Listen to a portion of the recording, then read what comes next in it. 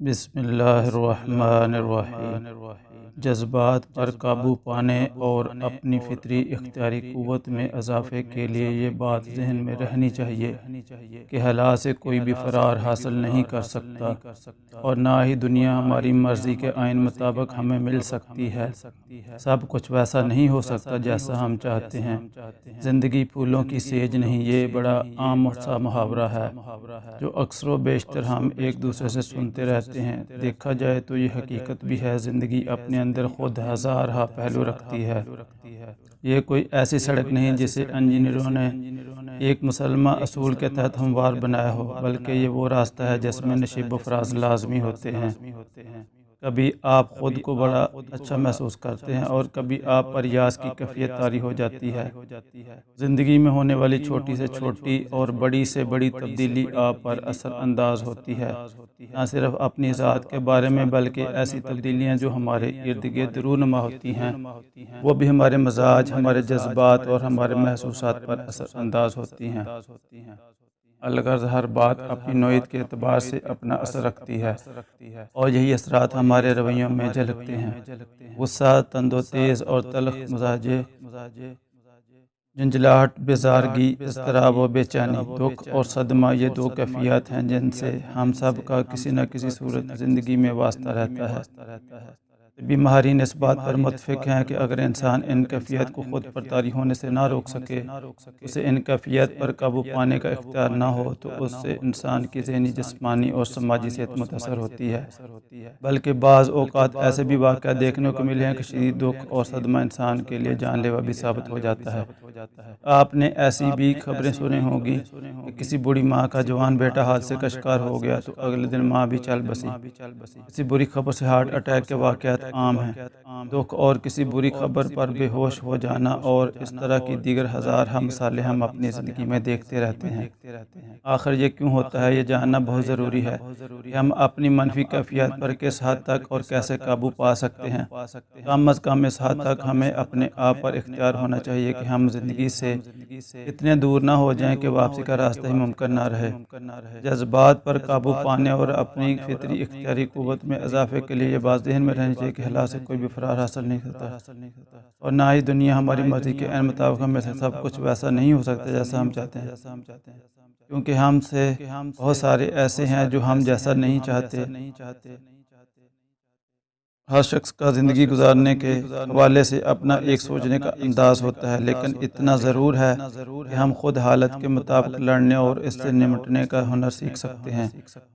ہم اپنے آپ کو اس قابل بنا سکتے ہیں کہ شدید دکھ، رنج اور دیگر منفی کیفیات کے نقصان دہ اثرات سے خود کو بہت حد تک بچا لیں۔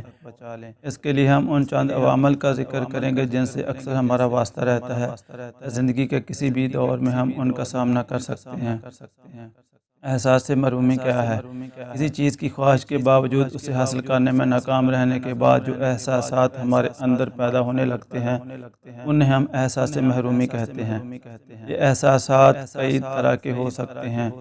ایک اس کی شکل یہ بھی ہو سکتی ہے کہ کوئی چیز ہمارا حق ہے، لیکن دوسروں نے وہ حق یا تو ہم سے چھین لیا ہے یا ہمارا حق دبا رکھا ہے اور اسے دینے کو تیار نہیں ہے۔ یہ بھی ہو سکتا ہے کہ ہم اپنے لیے جو چاہتے ہیں وہ ہمیں تو میسر نہیں، البتہ ارد گرد کے کئی لوگ وہی چیزیں اپنے پاس رکھتے ہیں، جبکہ وہ بھی ہم جیسے ہی انسان ہوتے ہیں۔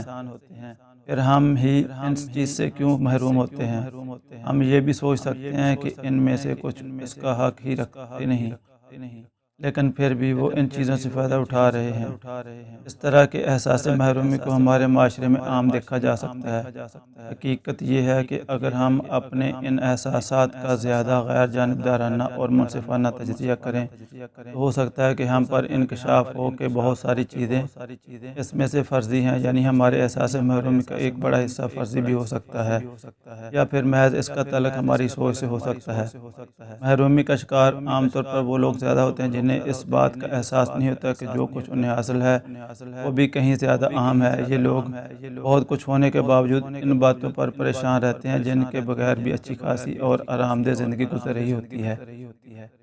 ایسے لوگوں کے لیے ماہرین نفسیات اس بات پر زور دیتے ہیں کہ انہیں چاہیے کہ وہ اس بات پر شکر ادا کریں جو انہیں حاصل ہے، بڑی خوشی کی کوشش میں چھوٹی چھوٹی خوشیاں ضائع نہ کریں، دوسرے لوگوں کو زندگی کو کبھی آئیڈیل نہ سمجھیں، زندگی وہی ہے جو آپ گزار رہے ہیں، اپنی خوشیوں کو اپنے وسائل کے اندر رہ کر تلاش کریں، یقین کریں کہ آپ حیران ہو جائیں گے کہ آپ نے خواہ مخواہ مایوسیوں کا لبادہ اور رکھا ہے، آپ کو احساس ہوگا کہ آپ تو ہزاروں سے بہتر ہیں۔ اگر اللہ نے آپ کو تندرستی بھی دی ہے تو یہی ایک اتنی بڑی نعمت ہے جو آپ کو خوش رکھ سکتی ہے۔ احساس محرومی سے حالات نہیں بدلنے والے، یہ بات بھی آپ کے ذہن میں ہونی چاہیے۔ حالات اسی وقت بدلتے ہیں جب آپ اس کے لیے سعی اور کوشش کرتے ہیں، ان کے لیے آپ کو محنت کرنا ہوگی، خالی سوچنے سے کبھی کچھ نہیں ہوتا۔ آپ کتنا بھی اچھا سوچ رہے ہوں لیکن جب تک اس کے ساتھ عمل شامل نہیں ہوگا آپ کی سوچ کی کوئی وقت نہیں ہے۔ جب آپ اپنی کوشش کر چکے اور جو کچھ ہوتا ہے اس پر آپ کا اختیار نہیں، اس پر آپ مضطرب کیوں ہیں؟ جب آپ یہ بات سمجھ لیں گے تو اس سے آپ کی بے چینی کم ہو جائے گی۔